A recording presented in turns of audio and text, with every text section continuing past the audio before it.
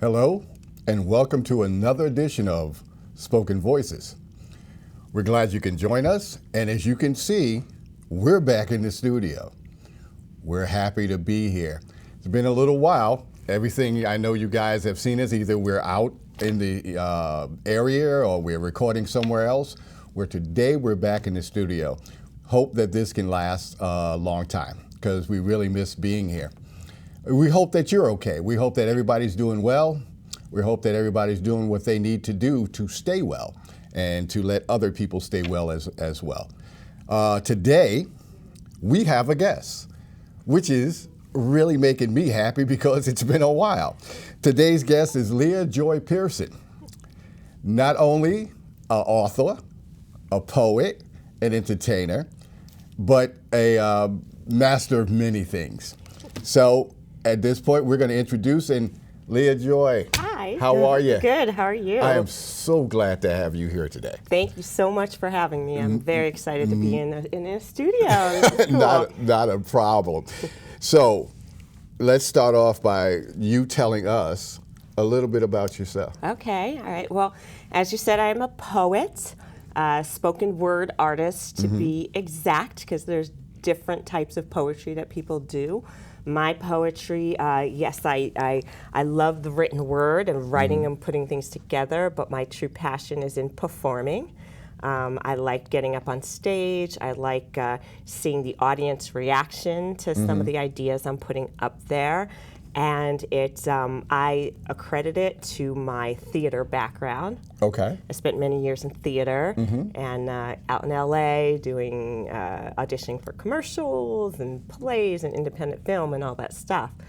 So when I started writing poetry, I was a little bit bored with just writing it and like reading it at, sometimes those little like library poetry readings. I'm I need to kind of combine my my theater, like stage stuff, improv, and all of it into this poetry. So I really, in the last, I would say, 10 years, I've really been kind of just gearing all of my like fire belly energy into putting it out on the stage and getting the people to wake up.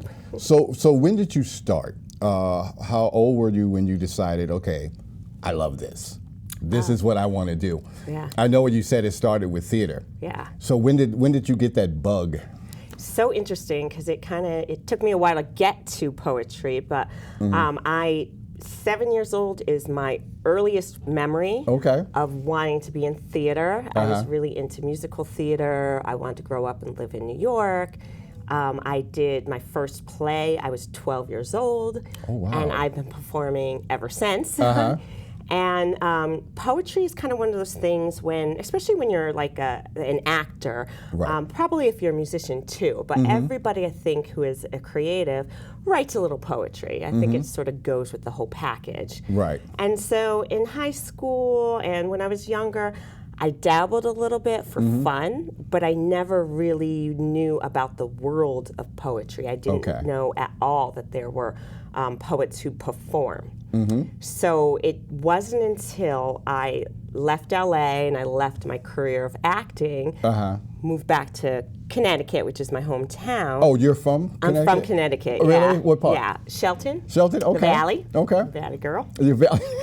I don't know if I'm excited about that or just trying to like play it up. See, because you say Valley girl, everybody think Valley girl, that's California. Yeah. Right? Yeah. Oh, I played that up too when I was there, because I was in my early 20s and everyone's like, the Valley. I lived in the San Fernando Valley. How long did you stay in Cali? I'm a Valley girl. I was there from 2000 to the end of 2008. So what would make you come back to this cold the universe. God. Oh my God! Really? God, you tell me why. So God, is it something that you God. wanted to do? No. You didn't want to come back? I thought I was going to be buried in California. I thought that was my forever home. I always, dreamed of having like a little summer cottage on the east. But it got to a point, and I think every artist, especially if you're in the industry and you're pounding that pavement, working your butt off like crazy, most of us kind of hit a wall. They call it like the dark night of the soul. Rude awakening, where all of a sudden the bills are piling up, but the work is not quite reaching. Okay. And I sort of was in a conundrum, and I'm just like, I don't know what to do because I just feel like I'm spinning out of control. Okay. And so my mom's like, why don't you just come back home and just sort of take a break? And I went very begrudgingly. Yeah. And so I had to reinvent myself. So when you went out there, though, when your initial, pilgrimage to California, were you by yourself? I was by myself. Wow. Oh, yeah. You talking about that? Yeah. That is great. Oh yeah. That is great. And your goal was to be into theater, into the industry, right? That was my goal since a kid. But interesting enough, I was so focused on New York. Okay. So after I graduated college, I had worked for a year in Connecticut. Okay. And I was saving money to go into New York. Okay. And I almost, because I did a stopover in New York, and I almost went right out to LA. Okay. Because I worked with this woman who was talking about how she had friends who kind of just went to LA and they were like dog walking and they found work and all this stuff. And I'm like, maybe I should just skip over the whole New York thing and do LA. But I'm like, well, my dream was New York. I lived in Queens for a year. Okay. I did New York. I was at a casting director workshop, and the woman who was teaching it just said, if you are serious about a career in acting, you have to be in LA. And that's all I needed. And by, I think, October, as soon as my lease ended, I was like, I'm out. Okay. I took all the money I had, which wasn't much. Right. I didn't even have a car. Got on a plane. I did know a person from my childhood that lived out there. Looked her up. I'm like, can I couch surf with you? I also called up a guy who I knew from doing extra work because every actor has to do extra work like nobody's business. So I've heard. Yeah, and so I met this woman who's like, oh, my son's out there. You should call him. And who does this? Right. I don't care. I called him up. I'm like, your mom said you'd show me around. Right, exactly. And I was like hitchhiking. I was like calling upon everyone to try to get me around. And it just was, I knew I had to be there. I knew if I ever wanted to make anything happen, I wanted to be right in the center of the action. Now, going out there, I know you said you went to New York. What was your intention? Was it theater? Was it motion pictures? It was really motion pictures. It was? Okay. As much as I love theater and musical theater, which I did in college and high school, I don't have a strong singing voice, and that's always been, I think, my Achilles heel or the bane of my existence. I cry at night, like, I can't have a singing voice. And, New York is so much about musical theater, but I had to be realistic. I'm like, the chances of me being a Broadway star are pretty low. And I was like, well, but I always see myself doing TV and film and commercials, and so there wasn't really a big hubbub in New York around that. So that was specifically, I was like, no, I want to get right to the TV shows, the movies, all that. So your initial thing with going out to LA, you wanted to be in television or theater. So what happened once you got out there? Ooh, wow. So it was a lot of odd jobs. I think I've always, still this day, it seems like, I've always held at least like 5 jobs. And finagling, literally, my days were consisted of casting directing workshops. So you spend your week doing casting director workshops, getting to know the casting directors, performing for them, learning tricks of the trade. I did a conservatory program. Now, what is that? That is it's like an intensive acting program where it's usually some of there's like top schools of like theater implementation, I'll call it. Because I can't think of the word for it. So, you probably heard of like Stanislavski method, and then there's Stella Adler. There's one big one in New York. That's probably the Stella Adler. It's a big one. There's others, but I did Meisner. So of this group of major performance techniques, I studied Meisner. So it's a 2-year, very intensive acting program where you just learn the nitty-gritties of like getting raw, getting real, learning how to cry on cue, which is the hardest thing in the world. Right. You know what I've heard though? I heard somebody say, and it was a big name actor. He said that he hated method acting, and I never could didn't quite understand why. You know what it is with me? I don't know the difference between the two. Yeah. Like method or just acting, I guess. Yeah. What's the other thing? You know, there's a lot of there's so many different styles. Like method acting is more like if you're going to play the part of like a tennis pro. Okay. Your training and your practice, and I'm sure I'm waterizing it. Like I'm not, you know, so no one get mad. This is the basic version of it. Is like you spend your days and nights out like acting as if you are a tennis pro, and then you bring that to your performance. Okay. There's also Sensory, which I studied in New York, which is really about just sort of like going into the sensations of the emotion and letting that draw your performance. Okay. Meisner's cool because it's all about reacting to your scene partner in an authentic, raw way. So it's all exercises designed to get you really present in the moment and to just almost relax your body and allow your scene partner to elicit a bubbling up of emotion that then gets you to react in whatever the mood of the scene is supposed to be. Okay. That would seem to me like to be the easiest thing to do. It's never easy, but I think it's the most. I said you know, like the easier, because if it always seems like if you can play off of somebody, you know, and there's a give and take between the two people, that would be easier. Once you got out there, we're in LA. Yeah. Right. City of Angels. Did you go to you went to LA, right? I was in probably so many places in LA. Okay. I lived in so many different places. You name a place, I probably lived there. Right. At what point, right?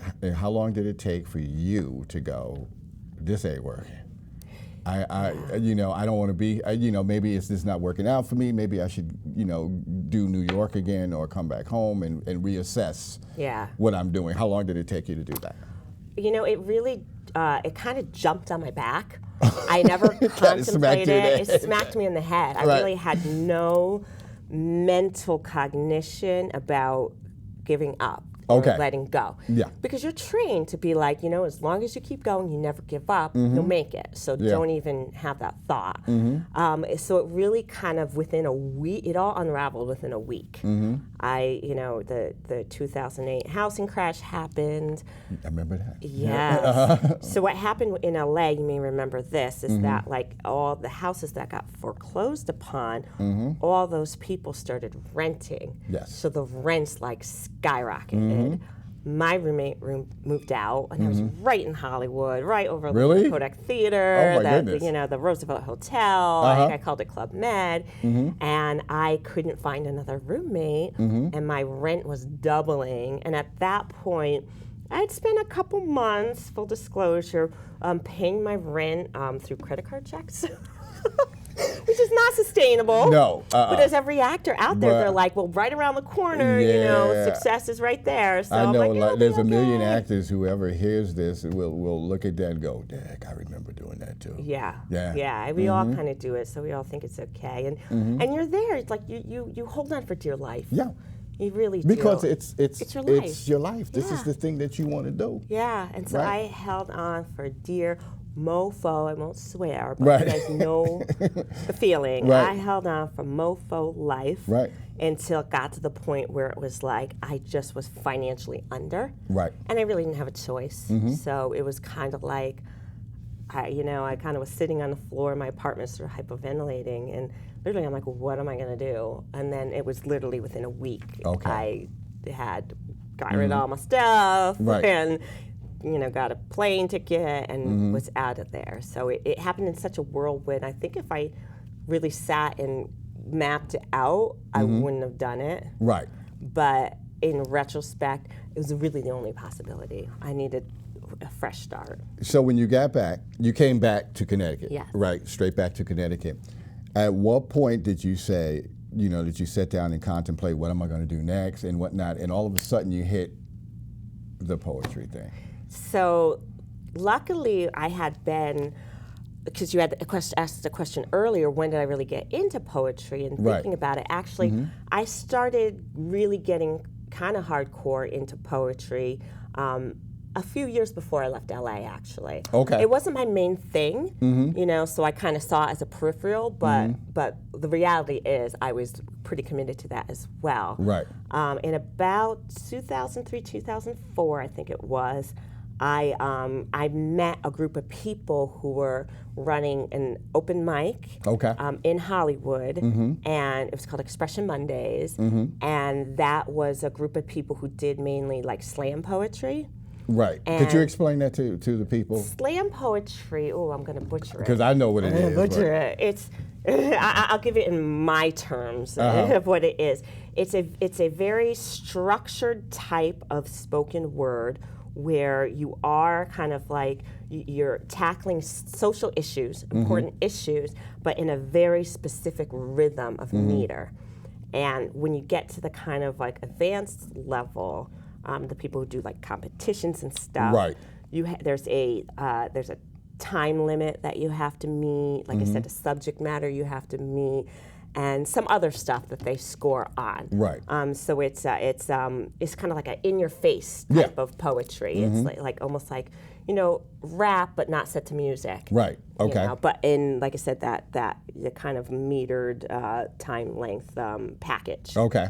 And so I couldn't quite get my hooks into that.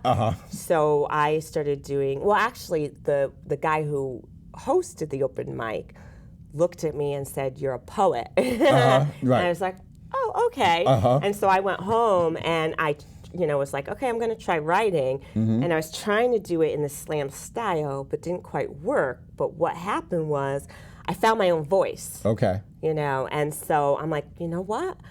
It may not be slam, but I kind of like what's coming through me. Right.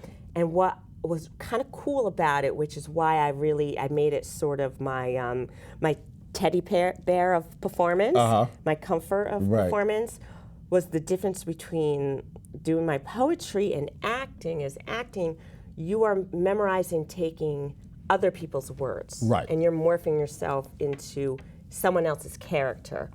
And with poetry, what I loved about it, I'm like, well, this is stuff I want to talk about. Yeah. This is my voice.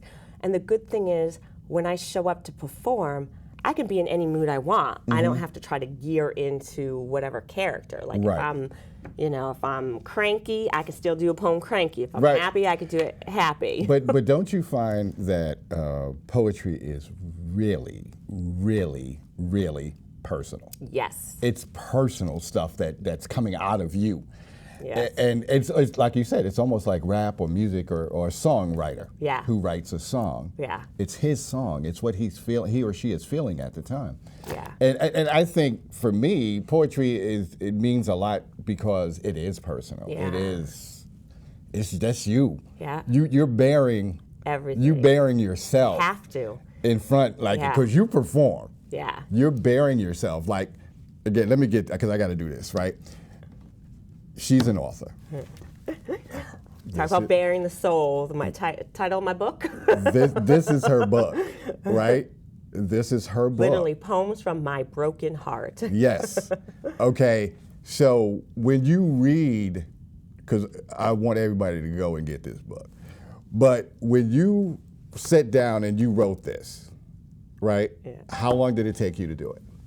Well, it was the poems I already had. Right. So it's a collection of... I have a collection of about 200 poems. Wow. So it really became more of an editing process. You know, because once I had the poems and I had been performing for a while, because I published this in 2016. Okay. It was more about like, okay, what theme am I going for? And I knew I wanted it about the theme on the really personal stuff. Yeah. Of my experience, but I wanted to make sure it was a journey that also, you know, when I go into some of the like personal stuff, I'm also bringing it up to universal themes that everyone can relate to. And I do mainly write about social issues, right, social change. So I wanted to incorporate that style in there, but within some of the more kind of like stuff that it makes you panic, like if people are going to read it, like, oh my God, they're going to know this is me. Yeah. Did you find that when you perform and you are basically gushing who you are, right? When you first started doing it, but you were in theater and stuff like that, so you were kind of prepped for it already. Yeah, but this is scarier because, like you said, it is. Yeah, it's coming all your from flaws. You got to put it all out there. Yeah. Were you a little scared? I was terrified. I was terrified. Can I tell you a story? It was kind of funny. Definitely. So, because I was terrified because, again, like you're exposed, because, in theater and you're out, especially I was going to like the TV studios like every day, dropping off headshots. And in that world, you almost have to pretend you got it all together. Yeah. And so you kind of go in with your like, I'm self-confident, strong suit. With poetry, it's like you were saying, you're exposing all your flaws, all the wounds. Maya Angelou said, like, where the pen breezes over the scar. Yeah. I'm misquoting it, but that's my favorite. Whatever she said was beautiful. Yeah. Yeah. And so, when I first came back here and was doing a lot more readings, my terror was like, oh no, like the facade. People are going to know that like this is sort of some of my heartbreaking experiences. And especially being back in Connecticut, which more people I know, very few of them are artists, they're just audience. And so I was doing this reading. It was at a church. It was for a poetry reading night. And afterwards, a woman came up to me, and she was telling me about this mental health facility. And I thought she was inviting me to come read for this group. She wanted me to come and be a patient. I'm like, oh my God, I'm never reading my poetry in public again. They all think I'm crazy. Yeah, that kind of put me back in my shell for a little bit. It was scary. That's scary, though. But you know what it is, though, that I found? I'm nowhere near as good as you would, but I write poetry too, and I'll post it on social media and whatnot. And for me, I don't care. It's a release. Yeah. It's a release for me. And everybody's a critic. Yeah. Everybody's a critic. And people will look at somebody who smiles a lot.